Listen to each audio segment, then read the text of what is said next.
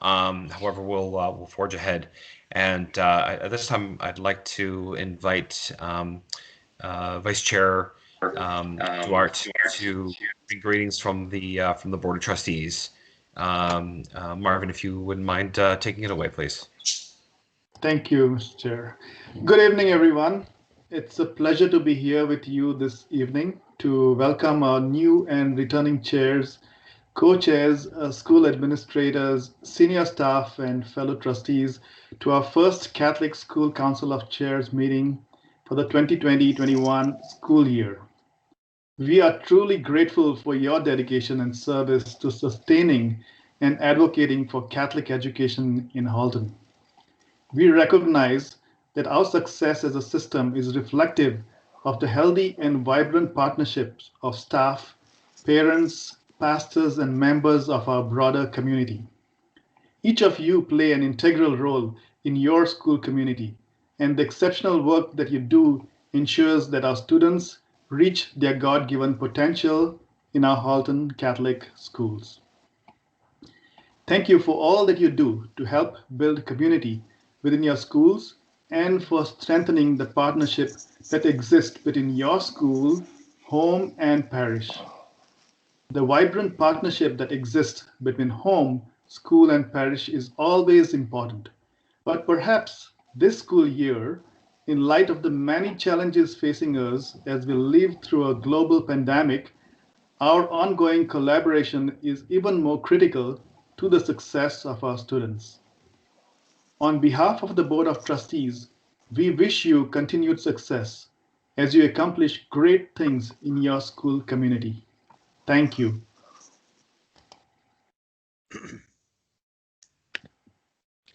Thank you, Vice Chair Duarte. Much appreciated the words from our Board of Trustees. Chair Intimasi sends his regrets, but also welcome, of course, to all of our trustees that are attending here this evening. I'd like to now call upon Director Daly to bring us his words and greetings from the board. Thanks, Jerry. And I don't have a whole lot more to add to what Marvin said. I do want to recognize all of our CPIC members that are here tonight and our trustees in particular, and certainly all of our school council chairs who are here. As Marvin mentioned, we always need your support to make our schools run the way we want them to, and even more so this year for obvious reasons. I'd also like to recognize the work of our school administration.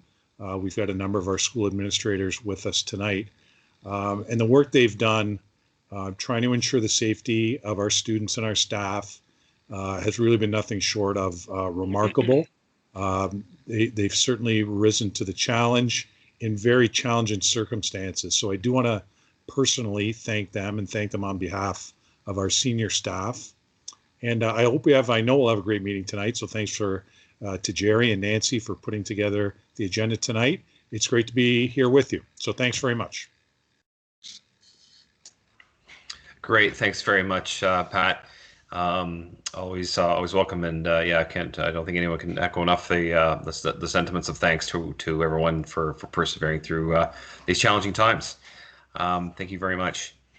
Okay, and as with the beginning of every school year, I will come back actually to my opening remarks and some introductions, but I'm going to just jump ahead right now to just in respect of other commitments, right to our OAPC commissioning ceremony. So that's kind of the next agenda item on our agenda here. And so I'm going to call upon Denise Giraltetti, our OAPC director for the region, to lead the commissioning ceremony for all of our new OAPC reps for the 2020-21 school year. And assisting Denise will be Father Francis as well. So please, Denise, wherever you are in this sea of people here, if you could. I am here. All right. And would you like me to share my screen so that? Yeah, I can't share mine, Jerry. So if you don't mind, it'd be great. Thank you. Yeah, no problem at all.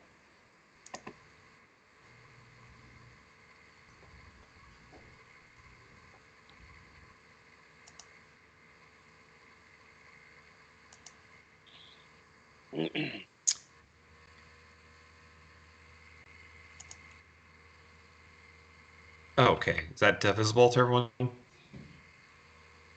There we go. Yep. Okay. Great. So as Jerry said, we're going to begin with the OAPS Liaison Representative Commissioning Ceremony. The story of Catholic education in Ontario has always revealed the consistent dedication and continued determination of an entire Catholic faith community. The commitment of religious teaching orders, bishops, priests, school administrations, teachers, parents, and students of the past is the reason today that we cherish the enduring gift of a fully funded public Catholic education. Today, the memory of a history of both struggle and victory inspires all supporters of Catholic education to work together to continue to reinvent Catholic education in fidelity to the Catholic way and responsive to the Spirit of God who speaks in the signs of our modern times. In our school, parents have a unique opportunity to participate in the education of their children by becoming actively involved in Catholic school councils. Through these councils, parents have had a huge and positive impact on the lives of all children in their schools to transform them and support academic development and achievement, and strengthen students' social and emotional development, spiritual maturity, and service to others. The Education Act highlights the importance of parent involvement and recognizes the vital role of OAPSE liaison representatives in school council. Today, these parents who have been elected in their school councils as OAPSE liaison representatives come before this community of faith with open hearts and minds, seeking God's blessing and the prayers of this Christian community. Gracious God, you call these parents to witness to their vocation of Catholic parents as OAPSE liaison representatives in their local school councils. As liaison with the provincial organization OAPSE, you are entrusted with the unique ministry of bringing provincial concerns to the local learning communities. As communicators, listeners, and passionate advocates of Catholic education, you are called to fidelity to the Spirit of truth.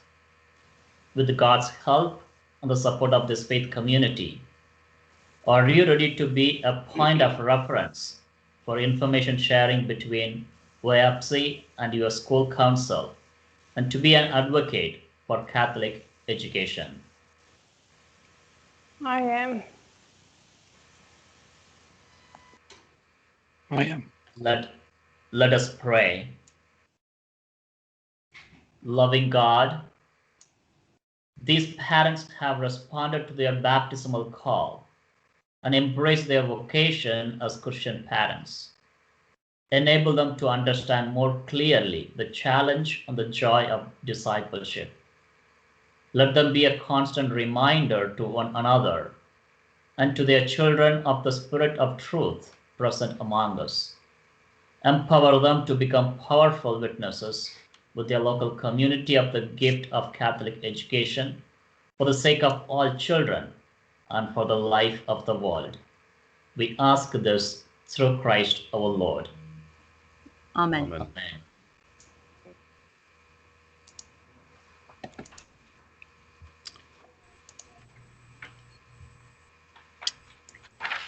Okay, Thank you, Father very Francis. much.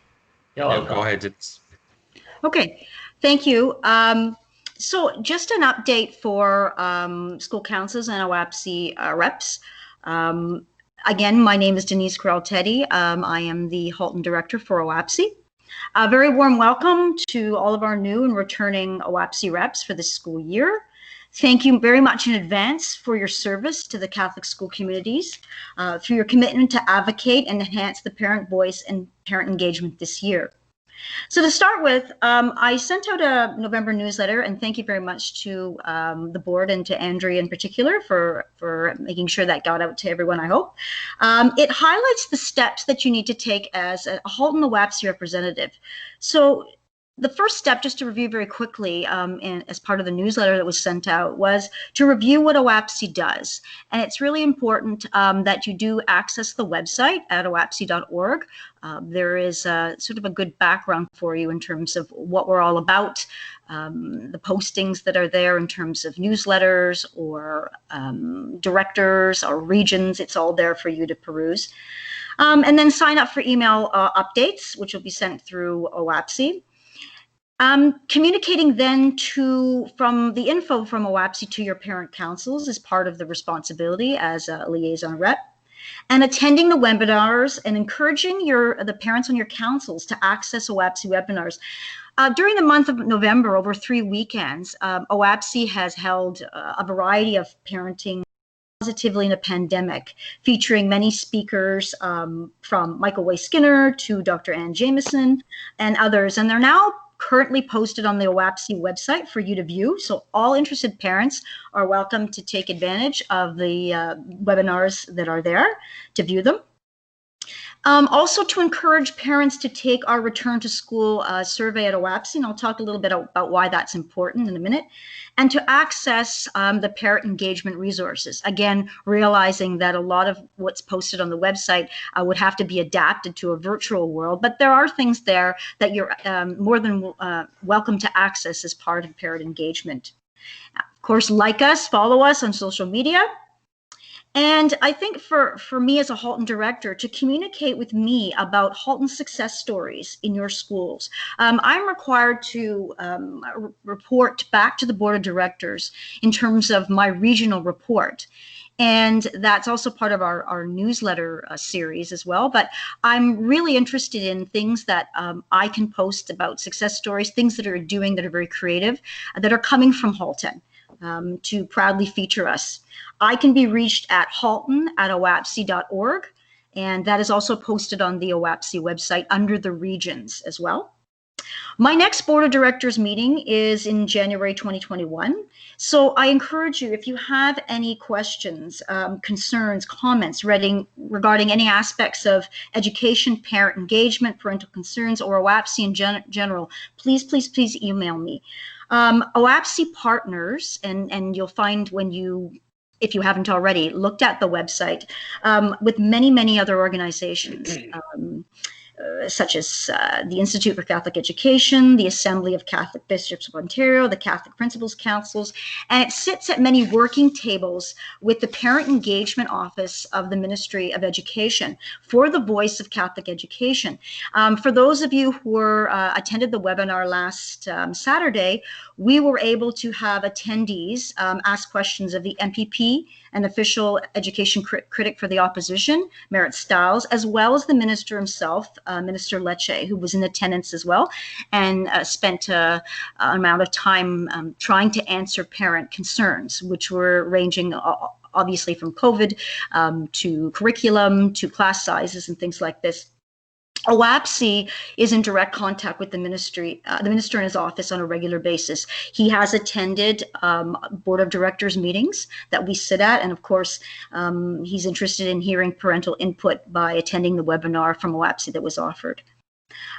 So just to sort of wrap up for me, planning for Halton presence at the table for OAPSI also includes, for me, working on, as I said, newsletters from Halton, and planning, hopefully in the new year, a virtual retreat just for OAPSI reps that we're working on from Halton.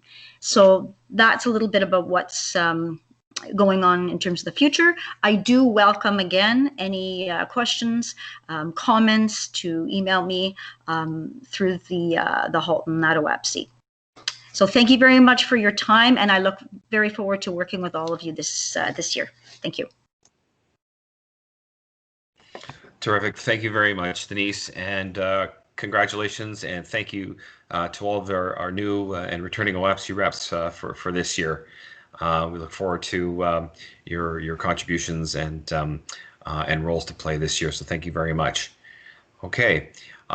So what I'd like to do now, folks, just go back a minute here to the introductions. We needed to get the OAPSI piece kind of done because Father Francis has had other commitments he had to get to, but we wanted him to help lead us in that. So thanks for your patience and understanding as we jump around a little bit here. So of course, in addition to welcoming our new OAPSI members, of course we have our CPIC members as well to welcome. And I'm actually going to share my screen as well, again, so that you can follow along as I introduce the new members of, just saw the Halloween picture up. Look at that. Okay.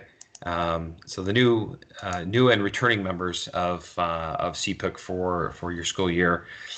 So our at-large representatives, myself, of course, I'm returning this year, and new to the committee this year, Laura Gallo, Sarah Sawash, Maria Lorenko.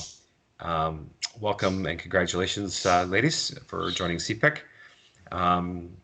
Returning this year, Joel McLeod, and new this year to the committee, Tiana Aruda Nunes. Welcome, Tiana, to the committee. In Oakville, both returning this year, Lydia Efremova and Sarah Furlong Warren. Welcome back, ladies. I look forward to working with you again this year. And for North Halton, returning this year, Olu Liamade, welcome back. Steve Boulanger, welcome back. And new to the committee this year, Jennifer Santos, who has also been elected as co-chair of CPIC. So welcome and congratulations, Jennifer. Returning as our community representative again this year for the second year, David Foster. Thank you, David, for your ongoing commitment to that role. Of course, everyone just met Denise as our OFC director, our staff representatives, the two Vinces, Vince Monaco and Vince Chinanea, two of our principals in the board. Of course, our deanery representative, Father Francis. Thank you again, Father, for your participation tonight, and thank you for representing the deanery again this year. And our trustee representatives, Vice Chair Marvin Duarte and Trustee Timothy O'Brien. And of course, our board representative and new to her role and new to taking on CPIC as part of her mandate, Nancy Donalfo. So welcome and congratulations to all the members of CPIC for this year. We look forward to having a terrific and productive year ahead. So thank you all very, very much. Okay. All right. So next up on our agenda, I'm just going to flip over to the agenda here briefly. We have from HCCEF, we have Mark Clare. Mark, if you're there, please do join us and please take it away. Yeah, I am here, Jerry. Thank you so much. I know there's a lot of people on the call, so you probably don't see me, but Nope. Thank you so much for the opportunity. I do have some slides to share here, so just bear with me for a moment. Oops. Nope, that's not it.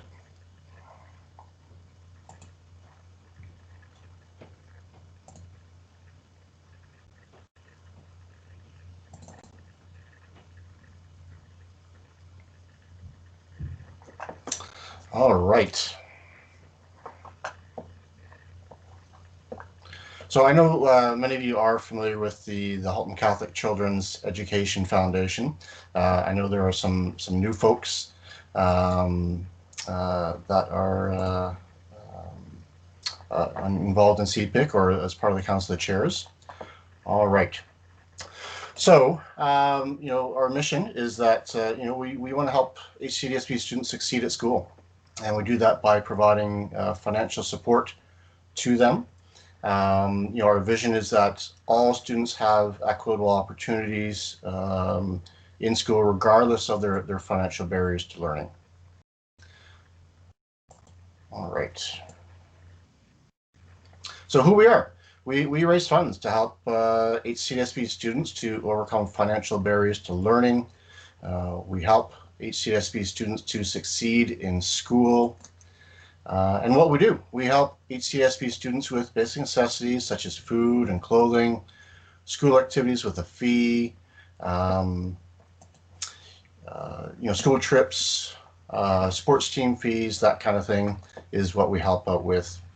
And we provide funding to purchase these needs. And we do this through our different fundraising initiatives.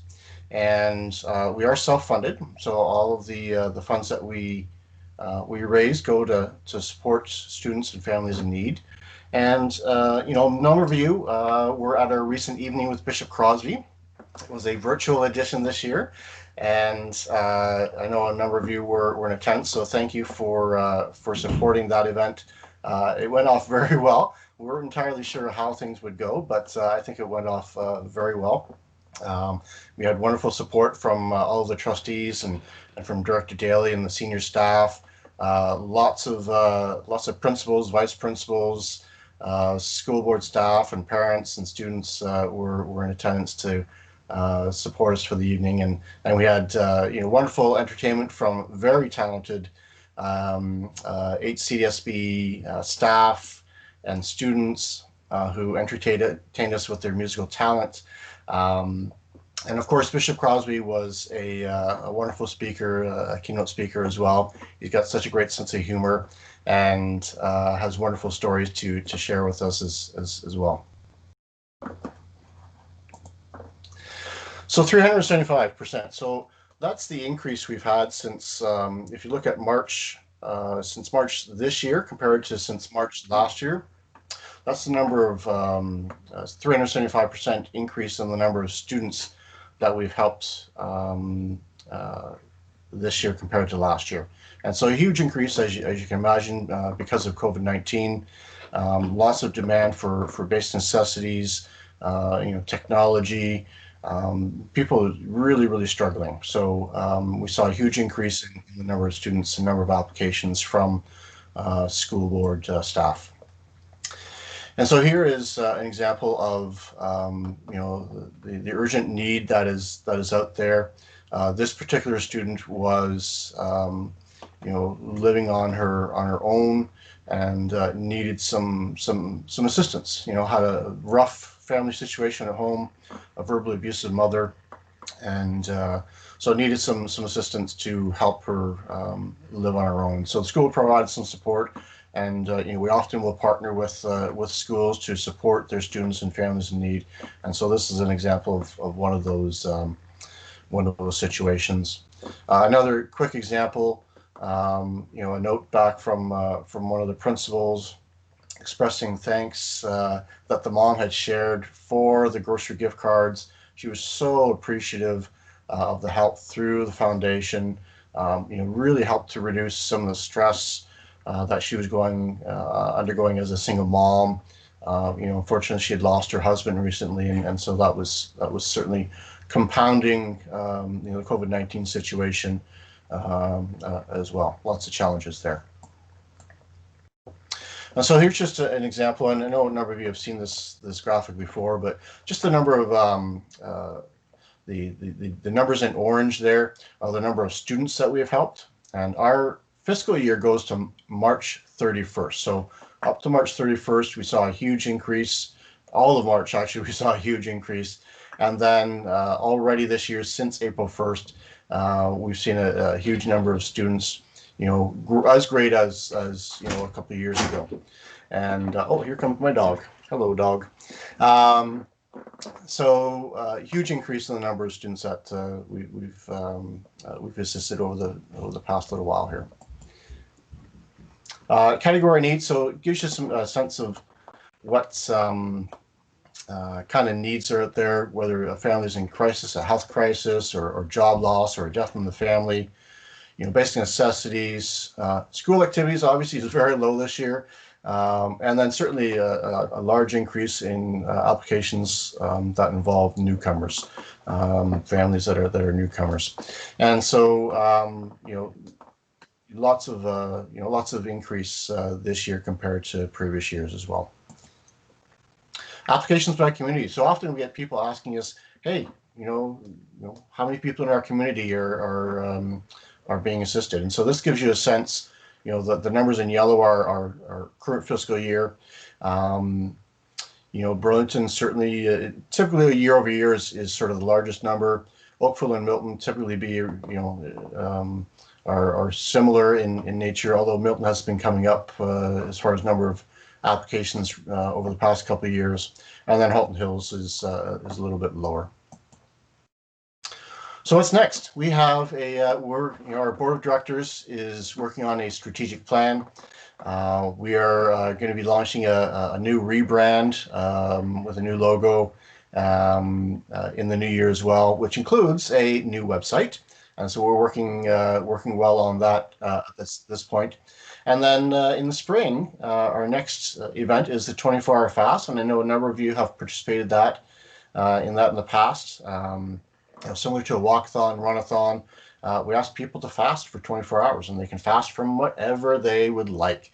They can fast from food, they can fast from electronics, they can fast from caffeine or sugar, or you name it.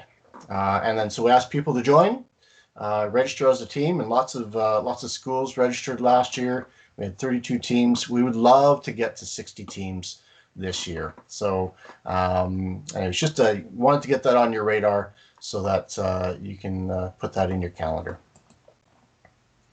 How can you help?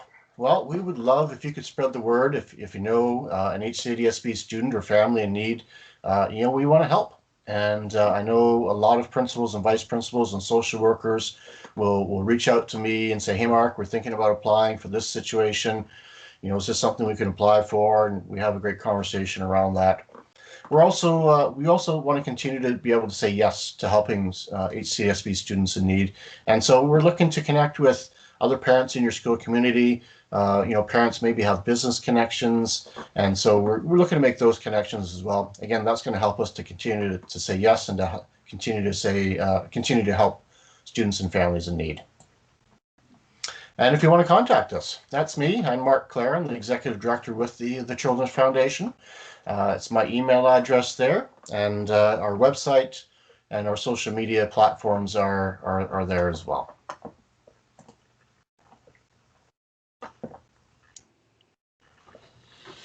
Terrific. Thank you very much, Mark. Appreciate the update and the sharing of information. I did see one or two questions in the sidebar with the contact information Mark has shared.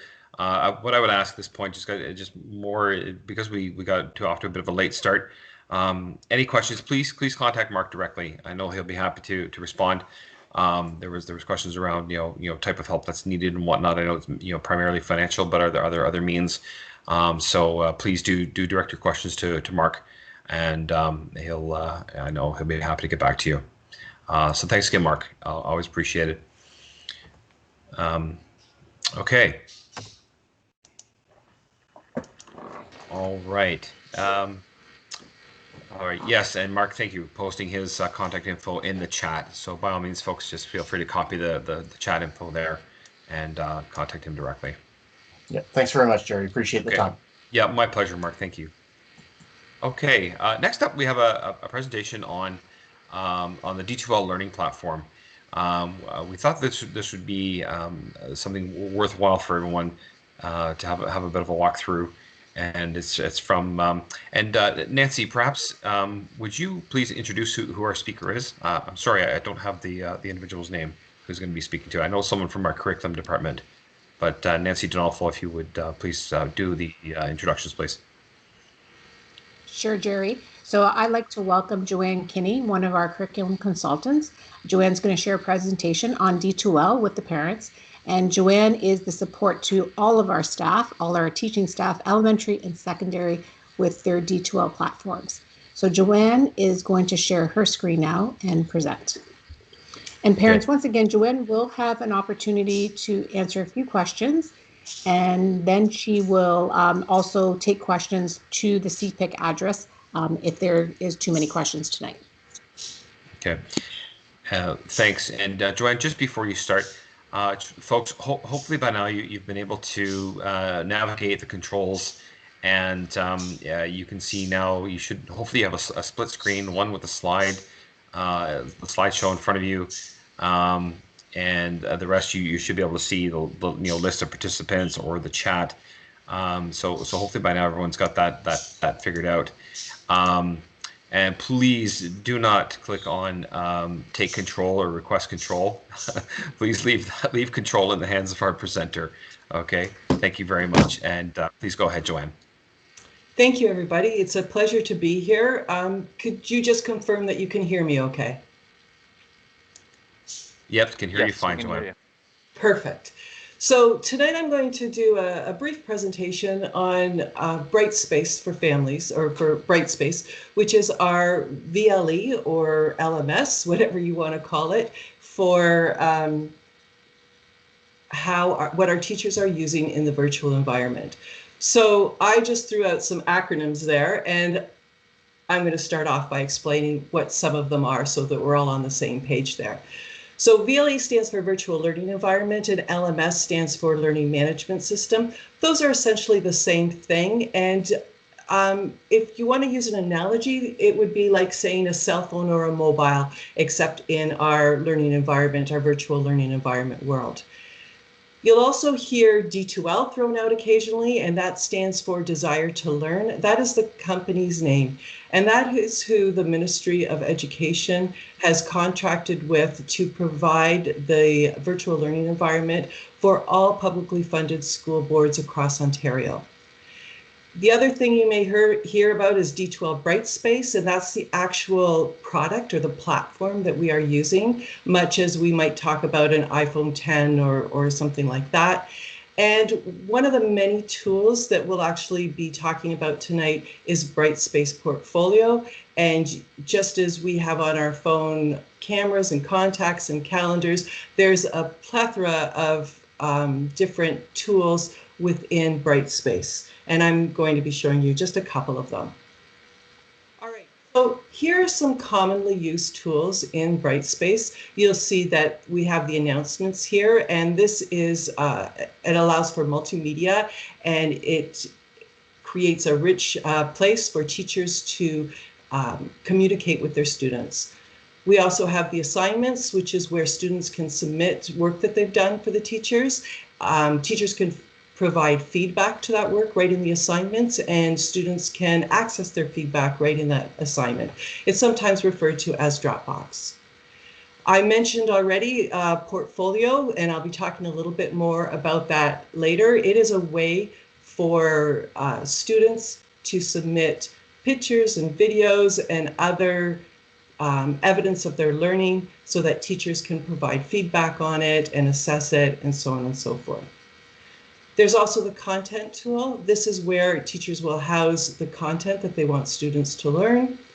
And there's the activity feed, which is sort of a social media inspired tool that allows for communication between teachers and students. So let's get started. So this is when you first log into Brightspace, you'll enter our landing spot, our home page. And in the top right corner, you'll see your name or your initials right there. And you'll also see across the bottom any courses that you are enrolled in. In secondary, you might see several courses. In elementary, you'll probably only see one. This is what our actual HCDSB landing page looks like. You can see that the courses is on the left. You can also see that under the My Courses widget, a widget is basically just a box with stuff in it. Under the My Courses widget is the My Courses and Other Orgs widget. So if your child is taking an e-learning course with another board, they will see a link to that course in the My Courses and Other Org widgets. You'll also see some announcements that are posted here. You can see the announcement there is around TVO Mathify, which is a tutoring service provided by the ministry that students can sign up for.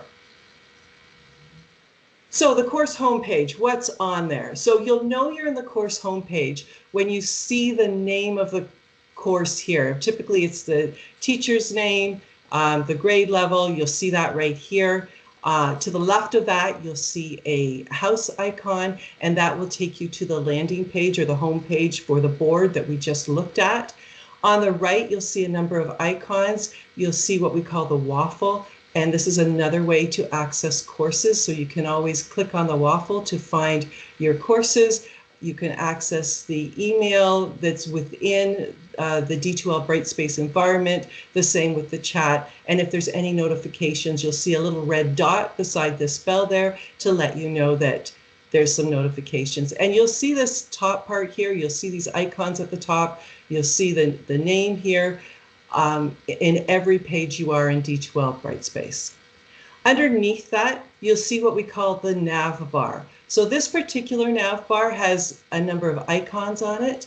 Sometimes you won't see the icons, sometimes you'll just see the actual words or the links. Underneath that, you'll see the banner for the school, for the class page. And then underneath that, you'll see different widgets. As I mentioned, a widget is just a box with stuff on it. And I'm going to talk a little bit more about what that might look like now. So teachers are able to customize their home pages. So you have two different home pages here. As you can see, the home page on the left has the icons in the nav bar. The home page on the right does not. You can see that the tools have been sized a little bit differently. So you may also, if you're looking on your child's home page, you may see a calendar tool, you may see a checklist tool, you may see a number of different tools or boxes with information in them. One of the most commonly used widgets that you'll see are the announcements widgets and the activity feed widget. And so what are the differences? Because they're both used to communicate. So the announcement widget, which you see on the right here, only students who are logged into the course homepage will see the announcements. If a parent is logged into the parent portal, which is what I'll talk about in a couple minutes, they will not see anything that's been posted in the announcements. On the announcements, teachers can place conditional releases, so only certain students can see some announcements and other students might see other announcements. This is particularly useful when you're dealing with a split class. So if you have a 7-8 split or a 2-3 split and you want half the class, say the grade 7s, to see one announcement and you want the grade 8s to see a slightly different announcement based on the work that they're doing, the teacher might place release conditions on those announcements. It's also helpful when you're dealing with different collaborative groups. If you have literacy groups or anything like that, the teacher might have specific announcements based according to that group. So you can put release conditions on announcements in that way. You're also, from a teacher point of view, teachers can copy announcements over from one year to the other, and you can also insert video notes into announcements. So you can see right in here, you have this little video here. That's a video note. The teacher has made a short video of herself and posted it in the announcement. When we flip over to activity feed on the left, again, this is more a social media inspired type of widget. So depending on how the teacher has set up the permissions on this, students can actually respond to teacher posts, which they can't do in announcements, or if the teacher has set it up in a certain way, then students can even initiate different posts. So if they have a question they want to ask their teacher, they could post it in there, and so on and so forth. You can't put any release conditions on an activity feed, so the whole class always sees the activity feed. And you can't carry activity feeds over from one year to the next because it's really a communication tool between the current class and the current parents and the teacher. Also, whatever's posted in an activity feed is viewable from the parent portal minus anything that's posted by students. So if a teacher wants to post something in the activity feed that they would like the parent to see, then they need to post it in the activity feed. If it's posted in the announcements, you can only see that if you're using your student credentials to sign into the class homepage. So why would teachers use one over the other? Because they're both excellent communication tools. One example might be a teacher might use announcements to sort of guide the day for their students. So they might say, okay, here's a link I want you to visit. Here's a worksheet I want you to complete. Here's different activities I want you to do. And they might go through step by step what that day would look like for the student. Whereas in the activity feed, there might be more general announcements posted, like we're having a field trip on Friday. Don't forget to fill out the permission form that I've attached. It's pajama day, or all different announcements that you might want to add to the activity feed that are a little bit more general in nature. So what's next? Once you've landed in your classroom on D2L, what can students do? So one of the things they can do is check the activity feed for any announcements the teacher has posted. They could go to the content tab up here, and when they click on that, it will take them to the content area, and the teacher, depending on the teacher, may have it organized in different ways. If it's an elementary teacher, they may have it organized by math and language and science. If it's a secondary teacher, they might have it organized by units. They may have it organized by weeks. There's different ways that teachers can organize the content, and to access that, the students would click on this content icon. Or if it's just the word, the link, they could do that. The other thing that they can do is they can click on the assignments icon here, which will take them to the area where they can submit their assignments, see what assignments that they need to do, and all of those things there. One of the things you can do in D2L is you can enable notifications. So as I said, on every page in D2L, you'll see your name in the top right corner. And if you click on your name, one of the things that you can see is the notifications. So I'm just going to sort of run through a few of these things. If you go to the profile, that's where you can insert some of your more personal information. If you want to upload a picture, if the student wants to upload a picture, they can do that, and if they do choose to upload a picture, that's what's going to appear beside their name up here. This is how they would access their portfolio. And they can also come to this notification section, which is where they can enable email notifications, or if they prefer to have it come to their phone or mobile, they can do that as well. And moving farther down, there's a whole list that they can control what notifications they'll be able to see.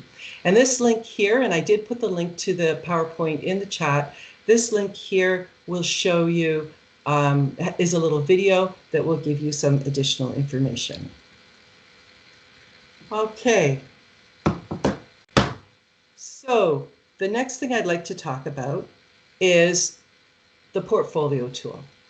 So as I said before, to access a portfolio tool, a student would click on their name and go to My Portfolio. This is from the class website. So that's where they would find their portfolio. That's where they would see all the items that are in their portfolio. So there are 3 ways to add evidence to your portfolio from when you're from home. So you can use the app, and from the app you can choose whether to use My Device mode, or you can use At Home mode, also called Family mode. And both of those you need the app for, or you can do it you can add items from the course site. So on the next screen, if you are going to download the app, that's the icon for the app, and there's links here to the App Store or the Google Play Store, which is where you can go to download the app. And here's some differences between the different ways to upload items. So if a student chooses My Device mode, they need the app. If they use the At Home mode, they need the app. But if they use the class web page, they just go online, go to their class page, click on their name, and they can access it from there. Here's where some of the big differences are, though, in the multiple users. So what My Device mode does, it logs the student in, and it allows them to add multiple pieces of evidence. Whereas At Home device is really designed for multiple users. So if you have a number of children in your family and they're all using the same device, one child, if you're using the At Home, the At Home mode, then they would take a picture of their evidence, and then as soon as they're done and they've sent it off, the app will kick them out so that the next person can then access the app and upload evidence to their portfolio. So if you try to do that with My Device mode, you have to log completely out of the device and log back into the app in order for the next person to add their evidence. But in the At Home mode, it automatically kicks you out so that the next person can add their evidence. And of course, the class web page it doesn't kick you out at all. In fact, it keeps you in. These are all videos that go into more detail on how to use those particular modes. The other thing you should know is that, and I get this question all the time, is I've uploaded evidence to the portfolio and I'm not seeing it. What happened? Is it there?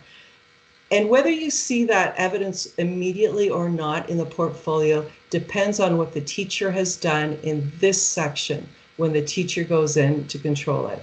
So if the teacher, and this is the default, if the teacher has checked off that evidence approval is required when you use the class device or the family device modes, then you will not see the evidence in the portfolio until the teacher has gone in and actually approved it.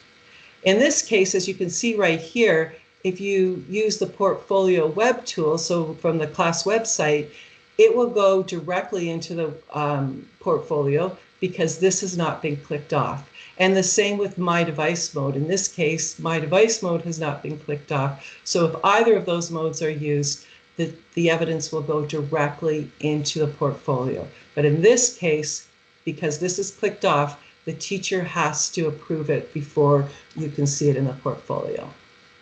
The last thing I'm going to talk about is the parent portal. So parents use their very own credentials to log into the parent portal. They do not use their students' credentials to do that. And this is, and I'll tell you a little bit more about how you get into that. But when a parent logs into the parent portal, the advantage of that is they will see all of the students within our board. So whether they're in kindergarten or grade 12, they will see all the students listed, as you can see here. And there's a high-level overview of some information there. So for example, if the student has any overdue work, it'll be shown right up at the top. Any upcoming work, should be shown in this box, and any recent grades that have been posted will be shown there.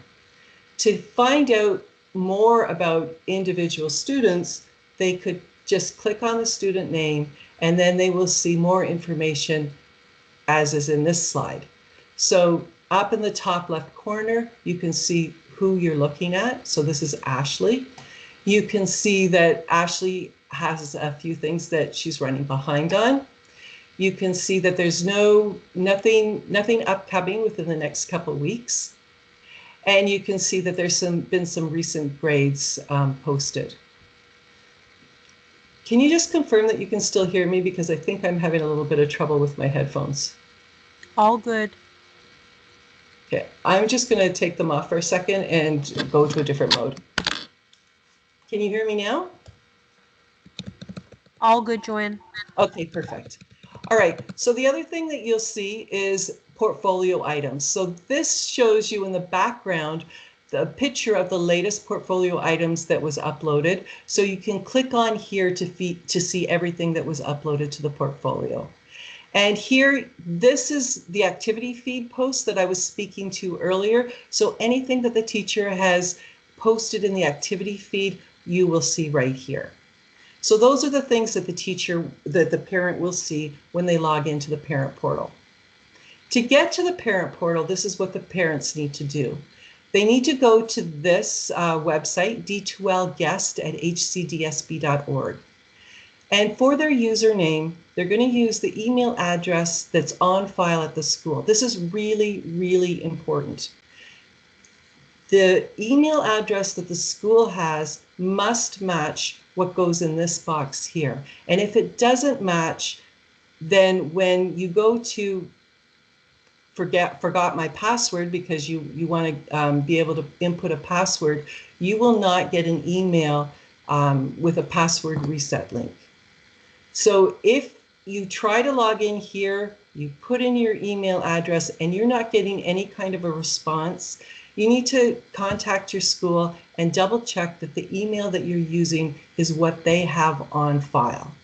The other thing you need to check is when you go into the parent portal, if you do not see all of your children, maybe you only see one child and another child is missing, then you need to ask the school, do you have the relationship clicked off appropriately in your school information system, in your student information system?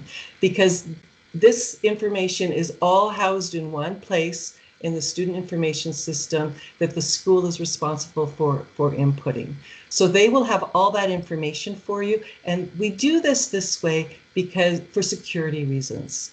So you can't just input any old email address and request a password reset and expect to get a response, because then anybody could access your child's information, and we definitely don't want that. So that's why it's really, really important that the information that you give the school matches what you're inputting here. And I think that's it. I think that's all I'm going to present tonight, so I'm going to stop presenting there. And I'm not sure if we have time for a couple questions, but I'll leave that to the... Thank you very much, Joanne. We have time for a couple. Okay. So I see... So yes, first of all, folks, the presentation will be available after, so you'll be able to delve a little deeper in and to those video links that Joanne pointed out. So that I think will also be helpful to help you go a little deeper. I see some thank yous there. Yes, absolutely. Great presentation. I know we could probably spend ages more on this to get into all the details, but I think very well summarized. Okay, I'm not seeing any other specific questions. So, oh, Angela. All right, go ahead, Angela. Great. Thank you very much. Thank you for the presentation. So my question is, once you use the app to upload the information and it goes into your portfolio and you see it in the portfolio, how do you take that information in your portfolio and put it into the assignment that the teacher assigned in the assignment Dropbox session? There is no direct link. It's not designed that way. What you would have to do is download the information and then upload it into the assignment box directly. There's no direct link between the portfolio and the assignment folder. Okay, so how do you, so my son's 9 and he doesn't, so he's like, my husband and I are working full time, we're not there. He doesn't understand, like that is too complicated for him, and it just keeps showing that he hasn't submitted, but it's done in his portfolio. So like with Google Classrooms, he takes a picture with the app, it gets uploaded right away, they talk to each other. Is there any way to give feedback to the company to say that the app, when you submit in the portfolio, you should be able to put it in the assignment section? I think what you want to do, instead of using the portfolio app, there's a different app. So when you go to notifications, there was a different app. It's called, oh my goodness, I'm drawing a blank right now. It is called, let me just pull it up on my own phone. It is called the Pulse app. Okay. And if you use the Pulse app, you can upload directly to their assignment folder as opposed to going to the portfolio app. So what's the purpose of the Brightspace portfolio app? When don't you have to submit everything in an assignment anyways? No, there's a number of different ways to upload assignments depending on what the teacher prefers to use. So there's the assignment tool, and then there's the portfolio. There are two different tools. Okay. Okay, thank you. No problem. Okay, thank you for that. And just one more question here. And Joanne, not sure if you're able to speak to this or not, but from Ralston, are teachers making the choice of using D2L versus Google Classroom or Microsoft? Okay, so our board has asked all teachers to have their students log in through D2L Brightspace, but then it's up to the teacher. They can then link to their Google Classroom in the nav bar, which is across the top. They can put a link in there to link to a Google Classroom or to link to Teams, and the student can navigate to that space from there, depending on what the teacher has chosen to do. But we've been asking everybody to log in through D2L Brightspace because then everything is in one spot and they only have one choice. They don't have to go looking for a Google Classroom. They don't have to go looking for Teams. They can find it all within the D2L Brightspace class. Okay, very well, Joanne. Thank you. Personally didn't realize there was that ability to link them, so that's good to know. Okay, all right. And if after further exploring the material you've provided and the videos and whatnot, if there are still questions and whatnot, what's the best route for parents and councils to go? I think a parent, if they have a question about their particular child's D2L site, they should really go to the teacher, because D2L is a very powerful tool. There's a lot of things that you can do with it, and teachers will customize it to choose to suit their classroom. Just as when you walk into the physical space of a class, each classroom looks a little bit different. As teachers design their classrooms, they might put the bulletin boards in different areas, they might put the desks in different areas, they might have their library in different areas. They customize their classroom. It's no different with a virtual space. They're able to customize their virtual space. So if you have any questions on how to navigate that virtual space, the best person to go to really is the classroom teacher. Very good. Thank you, Joanne. And great analogy. I must admit, didn't really think of it that way. You're right. It very much depends on the teacher and how they prefer to lay it out for the best use for their class. So that's a great point. Okay. All right. Thank you very much, Joanne. I really appreciate that, and lots of kudos and thank yous in the comment bar here. So well done. Thank you. No problem. Thank you. Okay. All right. Okay. That's great. Let's move right along now to our next presenter. And again, I'll call upon Nancy D'Onofrio to please introduce our next guest speaker. Thank you, Jerry. So we have Kim Dawson, one of our itinerant child and youth counselors, who's going to present on mental health and the supports that we have to our schools and to students and to parents from our spec ed department. So Kim is going to present now. Hi there. I'm just gonna...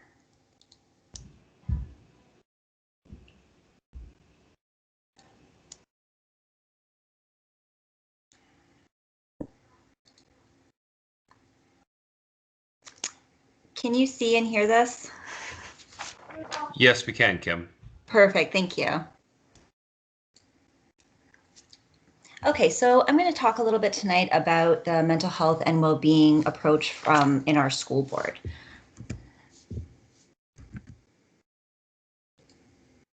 So I just wanted to start off by saying that, you know, the situation that we are living in today is really hard and unlike anything that anyone has ever experienced before.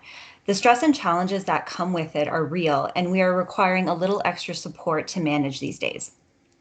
We are all experiencing this for the first time and finding our way together. And with things changing day to day, it's important for all of us to be prepared. So some of the most common mental health challenges that we are seeing during these COVID times are, you know, heightened anxiety, panic and worry, social isolation, loneliness, problems, and depression. This is some of the data from Kids Help Phone as well has showed that eating disorders and weight-related problems, as well as substance use, has also increased. Given this COVID pandemic, mental health and well-being has been the main focus all over the world.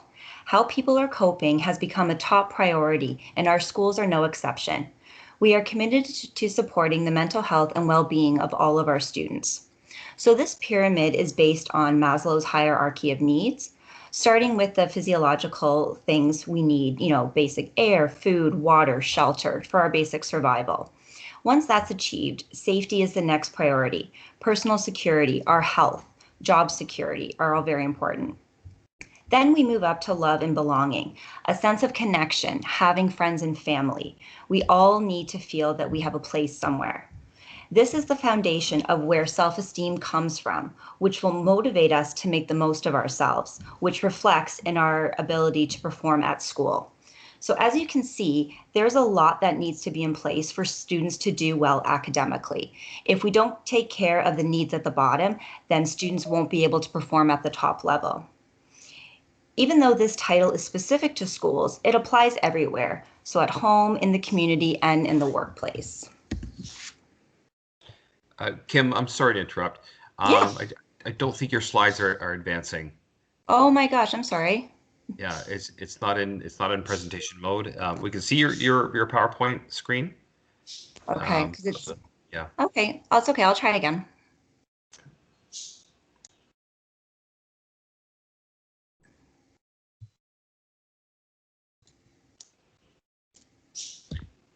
Can you see it now?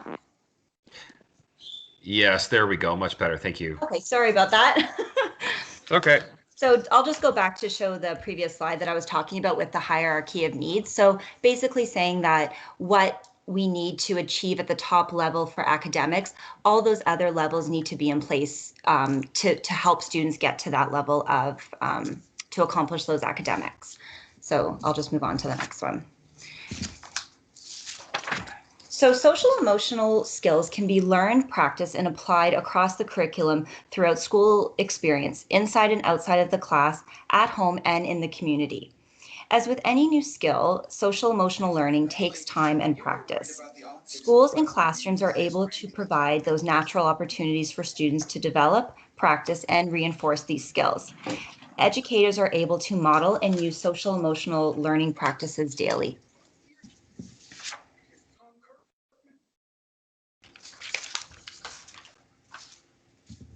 So these are the 6 categories where students can build skills. So just something to keep in mind is that we all have normal levels of stress in our lives and our own coping strategies to manage that stress. When our stress levels are too high, example like COVID times, our brains may not be always able to access the coping strategies as quickly as we're used to.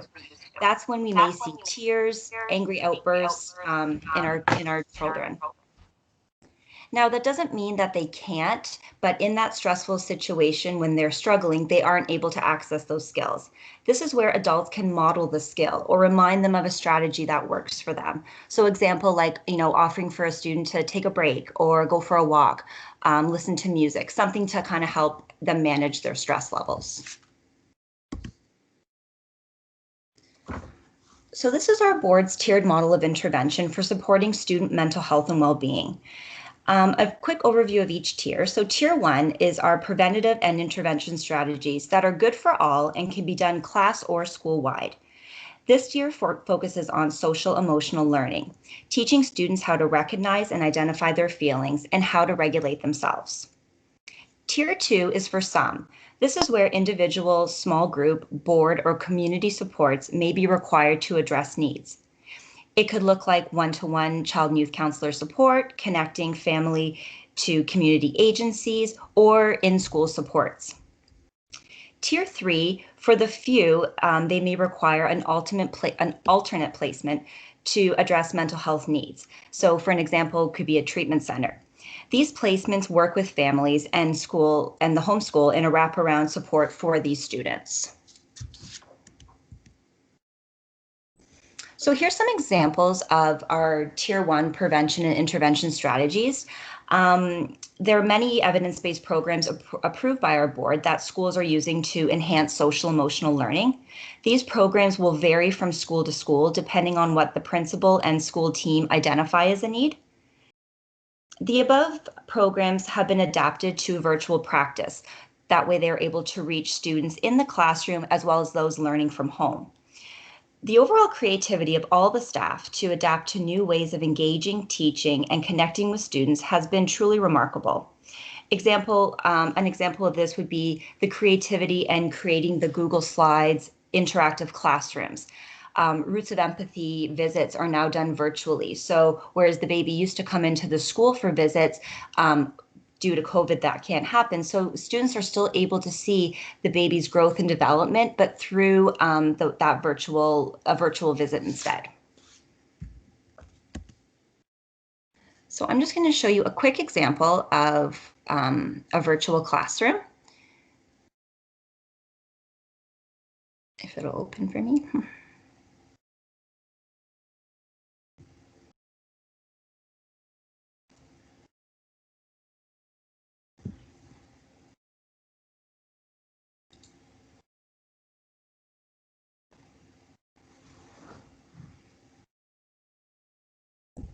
So this is an example of a virtual interactive classroom that was created by one of our CYCs. Her name is Kate Pipe, and she's at Guardian Angels.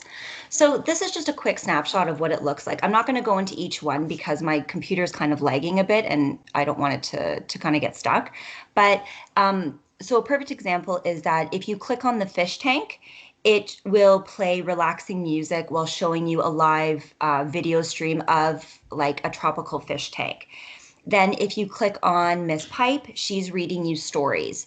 You click on the picture here, it takes you to a video that teaches you the power of yet. So that's the growth mindset that we do as students.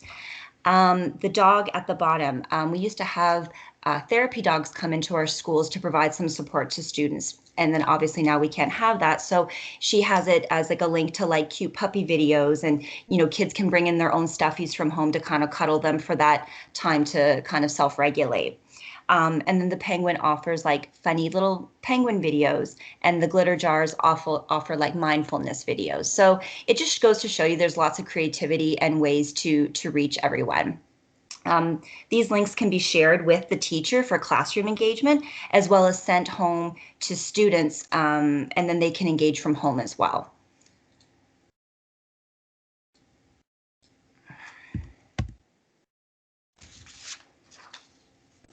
So the above are examples of when a student may need more intense supports that are covered in our Tier 2.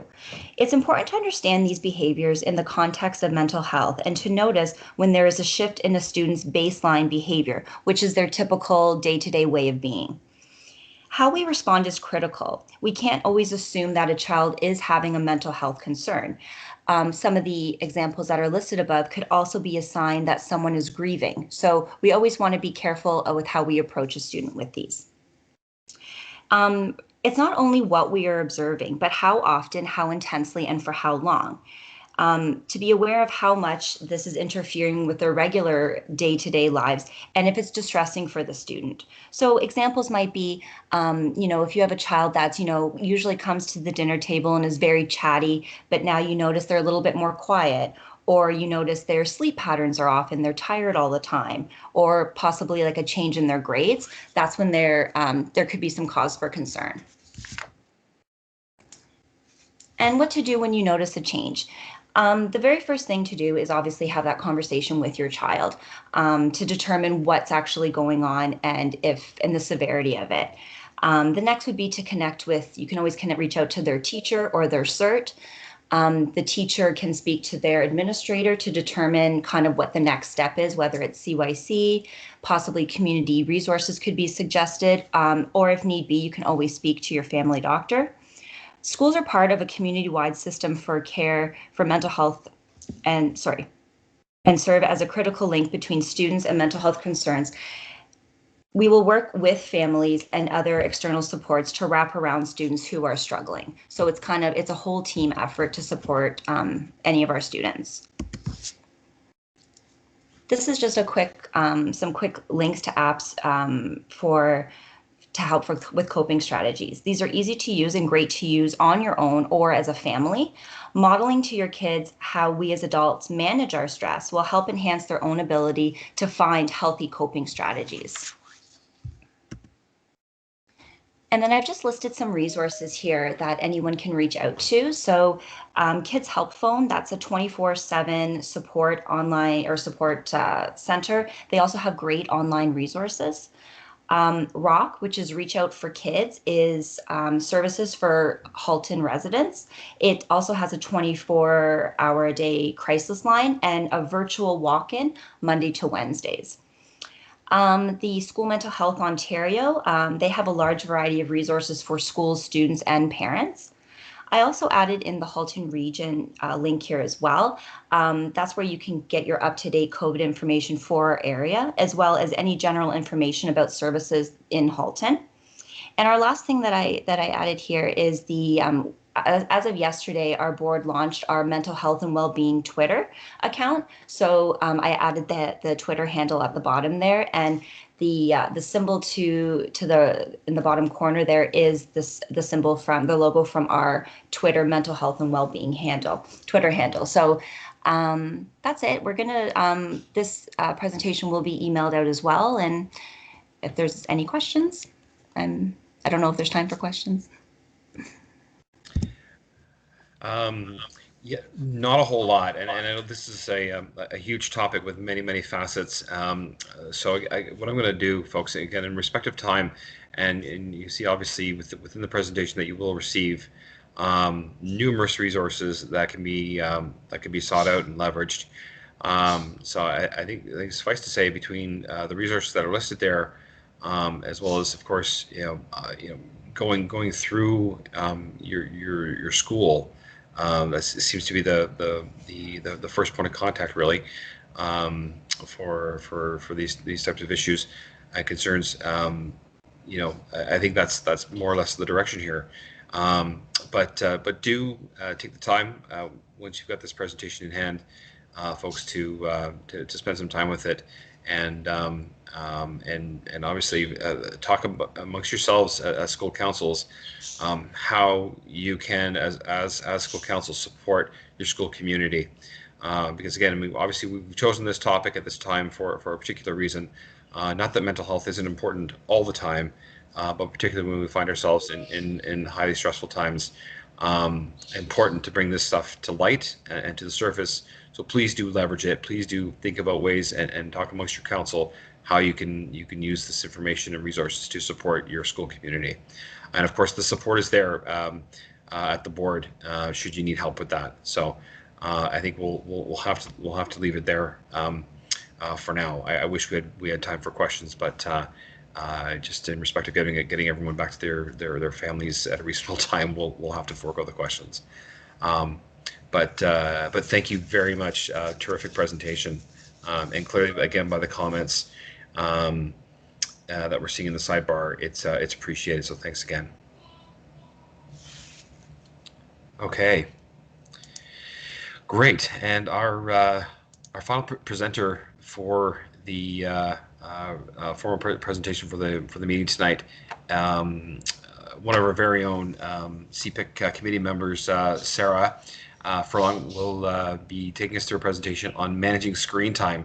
And I don't know about you, but managing screen time in our household is an ongoing challenge. So I'm very much looking forward to this one. Sarah, please go ahead. Okay. Hi, everybody. If you were at the March meeting, you probably saw me present then. I was talking about social media. So now I want to talk a little bit about managing screen time. Okay. So let me just open my presentation here for you. Okay. Sorry. Okay, can you guys see my presentation? Yes, we can, Sarah. Okay, perfect. All right, so I'm just going to put it on slideshow here. Okay. So, as we all know, screen time is at an all-time high. We're all spending time on it. Our kids are spending more time on it, especially if they're doing virtual school. So, it's consuming a lot of our day between work and school, as well as what do we do for fun. So it's something really important to keep in mind for our kids. Our activities are being canceled. Free time is being spent in front of our screens. So should we be worried? I have so many parents talking about their concern over screen time in their kids. Is it something we should really be worried about right now? So my personal feeling about that is we have enough other stuff to worry about. Let's spend our energy worrying about a few other things and not worrying about screen time. But let's come up with some ways to make screen time more manageable and ways to minimize it where possible. So my first suggestion to you is turn it down. So turn down the volume, turn down the brightness, and turn down the stimulation. So all of those things are what's contributing to making screen time that sensory overload experience, especially the brightness of your screen. So where possible, make sure that that is down as low as possible so that you're not being overly stimulated by what's going on, as well as turning down the stimulation in terms of how many screens do you have open at a time? How much are you doing at once? For kids especially, it can be overwhelming if there's too many things on the screen. So try and keep it as simple as possible. Work with some cutoff times, especially for younger children, as well as teenagers. You want to give some times of the day that we're going to try and go screen free. So what time does it start in the morning? Are you picking up your screen as soon as you get out of bed? Is it not until after breakfast when school time officially starts? Depending on your child, that's something to keep in mind as well. And what time does it end? So setting an actual time where screen time needs to stop is really important because it's going to help to cause a routine and your child to be able to move. Another thing to try is timed breaks during the day. It's just certain times that you just block out 15, 20 minutes. We're just going to put all of our screens down and do something different. If you don't actually block the time, it's really easy to just not do it and to just keep the screens going all day long. So having an actual set amount of time will help you quite a bit. So another thing is blocking the blue light. So screens emit blue light from them, and that's what wakes you up, keeps you up at night, overly stimulates you. So there's a few things we can do to help with that.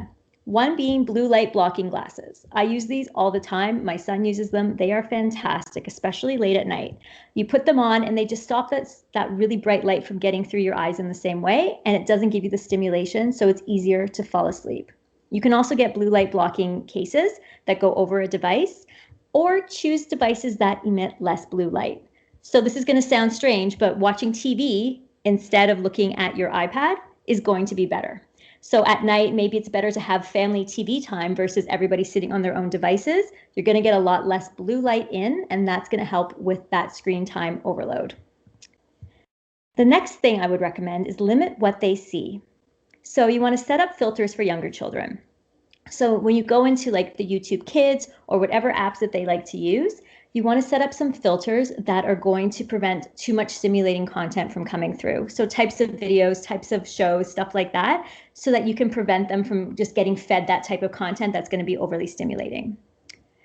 Getting ahead of the algorithm. So as we all know, the algorithm is something that's going to push content to you that the computer thinks that you want to see. They want to keep you online as long as possible.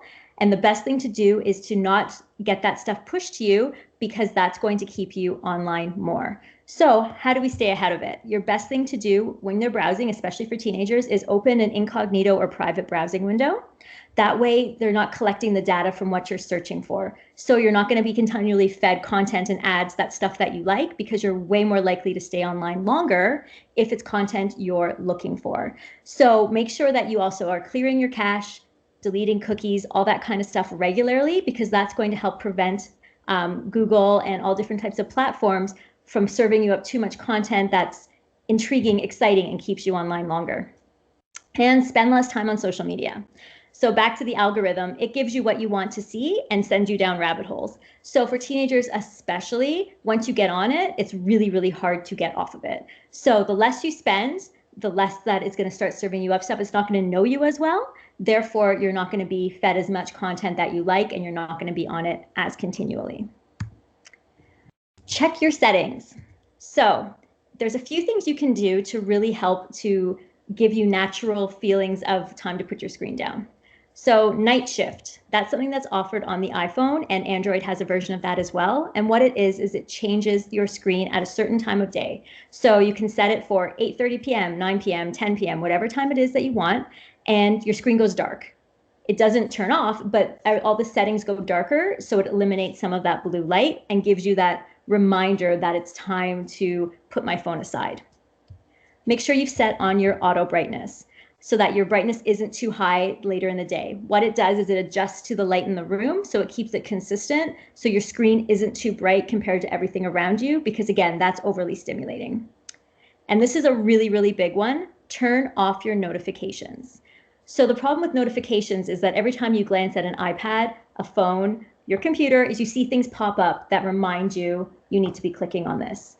So if you don't have your notifications on, that draw of come over here and see what just happened, who liked my picture, who commented on this, isn't there anymore. So by turning that off, you have to then look at it, make a conscious decision to unlock it and go in and look at the content versus it being forced onto you.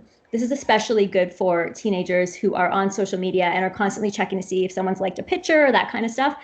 By not getting those notifications, you're naturally going to spend less time on the screen.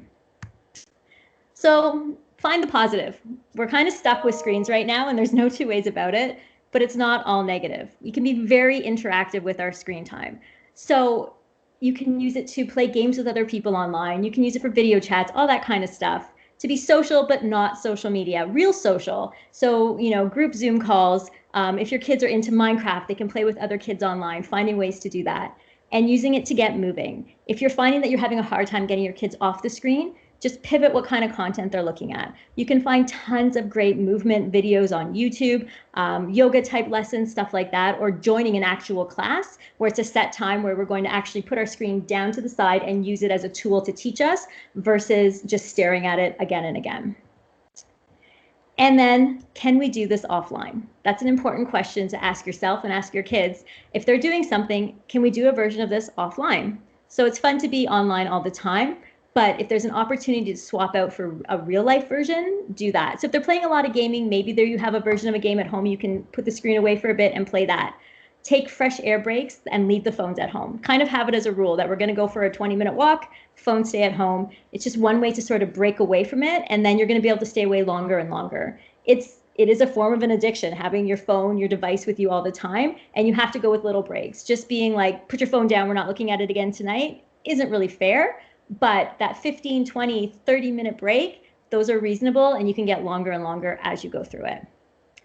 So I was trying to keep it super fast because I know we are a little bit long tonight. So that's kind of where I'm at, and I'm always happy to answer any questions. I'll put my email in the chat if anybody wants to reach out.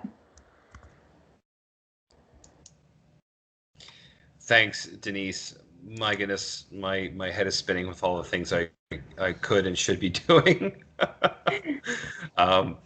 Yeah, I'll be coming back for some personal tutorial. Thank you for that. And again, I know this is a huge topic, and again, I'm sure if I had the time, there'd be many questions that people would want to pose. I'd like to find a way to help support that. So I think it's something we'll take offline as a committee, as CPIC. And there Sarah has been so gracious as to share her email. So that's certainly one way. But if folks agree, if as council chairs you agree that this is something that would be beneficial for parents at large, our school communities at large, perhaps we could find a way to deliver something either in a webinar format or something more broad that we could put something together and put it out. So we'll take that offline though. Thank you, Sarah. As always, terrific. You're a true talent to have on her committee. So thank you for all your tech insights. You're welcome. Okay, great. Okay. All right. I feel like we've been flying through these tonight, folks, and because we've got a lot of content we packed in here tonight. So I think our commitment to you is that we will take some of this away, and please do provide feedback. Send an email to us at cpic@hcdsb.org if there are particular ones that you want us to float up. Mental health, the screen time stuff, the D2L stuff, and we'll find a way to deliver it. Okay. All right, great, and thanks again for everyone's patience. I know we got off to a little bit of a late start. It's pushed us over our time, but we're just coming to the end of our agenda here, and I'm actually going to call upon our new co-chair of CPIC, Jennifer Santos, to close us off with some closing remarks and a closing prayer. Thanks, Jerry. CPIC would like to begin by thanking all of our presenters this evening. Your presentations have been very informative and timely. We are very grateful for your time. Thank you also to all of you, the participants, for attending tonight's meeting. We hope you found our presentations useful. A few housekeeping items. As been mentioned several times, the meeting has been recorded, and if you wish to re-listen to any portion of it, it will be posted.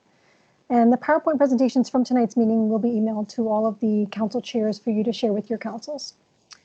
Also, if you have any further questions for any of the presenters, please email cpic@hcdsb.org, and we will forward your emails to the appropriate presenter.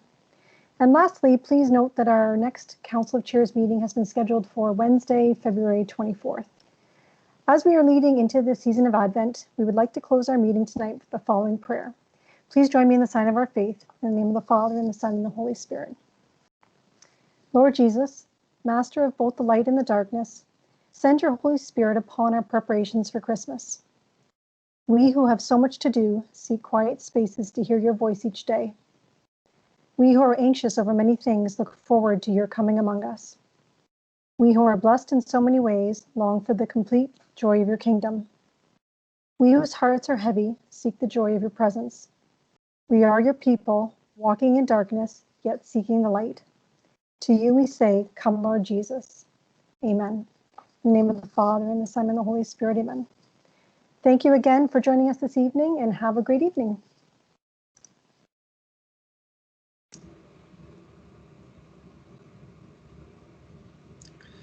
Thank you, everyone. Have a good evening. Good night. Good evening.